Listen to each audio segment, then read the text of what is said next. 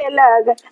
ई गीत वही घड़ी के बजे घड़ी सती माई के विदाई होके जाता तो सती माई बानी शंकर भगवान चल तनी कैलाश जा तनी पैदल न जा तनी कोई सवारी घड़ी ना रहुए तो शिव शंकर जी चल तनी कैलाश बारिश पड़े लगल। शिव शंकर जी चल तनी कैलाश बारिश पड़े लगल। शिवजी के भीजता बड़े बड़े जटवा। शिवजी के भीजता बड़े बड़े जटवा।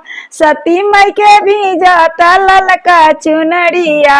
सती माई के भीजता ललका चुनरिया।